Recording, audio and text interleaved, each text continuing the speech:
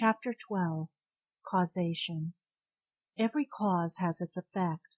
Every effect has its cause. Everything happens according to law. Chance is but a name for law not recognized. There are many planes of causation, but nothing escapes the law. The Kybalion. The great sixth Hermetic principle, the principle of cause and effect, embodies the truth that law pervades the universe, that nothing happens by chance, that chance is merely a term indicating cause existing but not recognized or perceived, that phenomena is continuous, without break or exception. The principle of cause and effect underlies all scientific thought, ancient and modern, and was enunciated by the Hermetic teachers in the earliest days. While many and varied disputes between the many schools of thought have since arisen, these disputes have been principally upon the details of the operations of the principle, and still more often upon the meaning of certain words. The underlying principle of cause and effect has been accepted as correct by practically all the thinkers of the world worthy of the name. To think otherwise would be to take the phenomena of the universe from the domain of law and order and to regulate it, to control the imaginary something which men have called chance. A little consideration will show anyone that there really is in reality no such thing as pure chance. Webster defines the word chance as follows: a supposed agent or mode of activity other than a force, law, or purpose, the operation or activity of such agent, the supposed effect of such agent, a happening, fortuity, casualty, etc. But a little consideration will show you that there can be no such agent as chance, in the sense of something outside of law, something outside of cause and effect. How could there be something acting in the phenomenal universe, independent of the laws, order, and continuity of the latter? Such a something would be entirely independent of the orderly trend of the universe, and therefore superior to it. We can imagine nothing outside of the All being outside of the law, and that only because the All is the law itself. There is no room in the universe for something outside of and independent of law. The existence of such a something would render all natural laws ineffective, and would plunge the universe into chaotic disorder and lawlessness. A careful examination will show that what we call chance is merely an expression relating to obscure causes, causes we cannot perceive, causes that we cannot understand. The word chance is derived from a word meaning to fall, as the falling of dice, the idea being that the fall of the dice, and many other happenings, are merely a happening unrelated to any cause, and this is in the sense in which the term is generally employed. But when the matter is closely examined, it is seen that there is no chance whatsoever about the fall of the dice. Each time a die falls and displays a certain number, it obeys a law as infallible as that which governs the revolution of the planets around the sun. Back of the fall of the die are causes or chains of causes, running back further than the mind can follow. The position of the die in the box, the amount of muscular energy expended in the throw, the condition of the table, etc., etc., all are causes, the effect of which may be seen. But back of these seen causes there are chains of unseen preceding causes, all of which had a bearing upon the number of the die which fell uppermost. If a die be cast a great number of times, it will be found that the numbers shown will all be about equal, that is, there will be an equal number of one spot, two spot, etc., coming uppermost. Toss a penny in the air and it may come down either heads or tails, but make a sufficient number of tosses, and the heads and tails will about even up. This is the operation of the law of average, but both the average and the single toss come under the law of cause and effect, and if we were able to examine into the preceding causes, it would be clearly seen that it was simply impossible for the die to fall other than it did, under the same circumstances and at the same time. Given the same causes, the same results will follow. There is always a cause and a because to every event. Nothing ever happens without a cause, or rather a chain of causes. Some confusion has arisen in the minds of persons considering this principle, from the fact that they were unable to explain how one thing could cause another thing, that is, be the creator of the second thing. As a matter of fact, no thing ever causes or creates another thing. Cause and effect deals merely with events. An event is that which comes, arrives, or happens as a result or consequence of some preceding event. No event creates another event, but is merely a preceding link in the great orderly chain of events flowing from the creative energy of the All. There is a continuity between all events precedent, consequent, and subconsequent. There is a relation existing between everything that has gone before and everything that follows. A stone is dislodged from a mountain side and crashes through a roof of a cottage in the valley below. At first sight we regard this as a chance effect, but when we examine the matter we find a great chain of causes behind it. In the first place, there was the rain which softened the earth supporting the stone and which allowed it to fall. Then back of that was the influence of the sun, other rains, etc., which gradually disintegrated the piece of rock from a larger piece.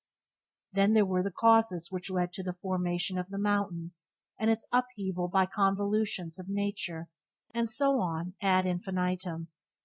Then we might follow up the causes behind the rain, etc. Then we might consider the existence of the roof. In short, we would soon find ourselves involved in a mesh of cause and effect, from which we would soon strive to extricate ourselves. Just as a man has 2 parents, and 4 grandparents, and 8 great-grandparents, and 16 great-great-grandparents, and so on until when, say, 40 generations are calculated, and the number of ancestors run into many millions, so it is with the number of causes behind even the most trifling event or phenomena, such as the passage of a tiny speck of soot before your eye. It is not an easy matter to trace the bit of soot back to the early period of the world's history, when it formed a part of a massive tree trunk, which was afterward converted into coal, and so on, until the speck of soot now passes before your vision on its way to other adventures. And a mighty chain of events, causes and effects, brought it to its present condition, and the latter is but one of the chain of events which will go on to produce other events hundreds of years from now. One of the series of events arising from the tiny bit of soot was the writing of these lines, which caused the typesetter to perform certain work, the proofreader to do likewise, and which will arouse certain thoughts in your mind and that of others, which will in turn affect others, and so on and on and on, beyond the ability of man to think further, and all from the passage of a tiny bit of soot, all of which shows the relativity and association of things, and the further fact that there is no great, there is no small, in the mind that causeth all. Stop to think for a moment. If a certain man had not met a certain maid, away back in the dim period of the Stone Age, you who are now reading these lines would not be here. And if, perhaps, the same couple had failed to meet, we who now write these lines would not be here. And the very act of writing on our part, and the act of reading on yours, will affect not only the respective lives of yourself and ourselves, but will have a direct or indirect effect upon many other people now living and who will live in the ages to come. Every thought we think, every act we perform, has its direct and indirect results, which fit into the great chain of cause and effect. We do not wish to enter into a consideration of free will or determination in this work for various reasons. Among the many reasons is the principal one that neither side of the controversy is entirely right. In fact, both sides are partially right, according to the Hermetic teachings. The principle of polarity shows that both are but half-truths, the opposing poles of truth. The teachings are that a man may be both free and yet bound by necessity, depending upon the meaning of the terms, and the height of truth from which the matter is examined. The ancient writers express the matter thus: the further the creation is from the center, The more it is bound, the nearer the center it reaches, the nearer free is it. The majority of people are more or less the slaves of heredity, environment, etc., and manifest very little freedom. They are swayed by the opinions, customs, and thoughts of the outside world, and also by their emotions, feelings, moods, etc. They manifest no mastery worthy of the name. They indignantly repudiate this assertion, saying, "Why, I am certainly free to act and do as I please. I do just what I want to do." But they fail to explain whence arise the want to and as I please. What makes them want to do one thing in preference to another? What makes them please to do this and not to do that? Is there no because to their pleasing and wanting?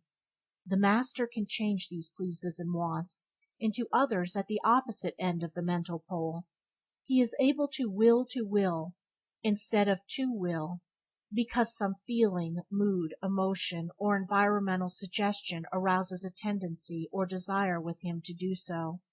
The majority of people are carried along like the falling stone, obedient to environment, outside influences, and internal moods, desires, etc., not to speak of the desires and wills of others stronger than themselves, heredity, environment, and suggestion, carrying them along without resistance on their part, or the exercise of the will. Moved like the pawns on the checkerboard of life, they play their parts and are laid aside after the game is over. But the masters, knowing the rules of the game, rise above the planes of material life, and place themselves in touch with the higher powers of their nature, dominate their own moods, characters, qualities, and polarity, as well as the environment surrounding them, and thus become movers in the game instead of pawns, causes instead of effects. The masters do not escape the causation of the higher planes, but fall in with the higher laws, and thus master circumstances on the lower plane. They thus form a conscious part of the law, instead of being mere blind instruments. While they serve on the higher planes, they rule on the material plane. But on higher and on lower the law is always in operation. There is no such thing as chance. The blind goddess has been abolished by reason. We are able to see now, with eyes made clear by knowledge, that everything is governed by universal law, that the infinite number of laws are but manifestations of the one great law, the law which is the All. It is true, indeed, that not a sparrow drops unnoticed by the mind of the All, and even the hairs on our head are numbered. As the Scriptures have said, there is nothing outside the law, nothing that happens contrary to it. And yet, do not make the mistake of supposing that man is but a blind automation. Far from that. The Hermetic teachings are that man may use law to overcome laws, and that the higher will always prevail against the lower, until at last he has reached the stage in which he seeks refuge in the law itself, and laughs the phenomenal laws to scorn.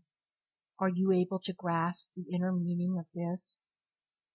End of chapter 12.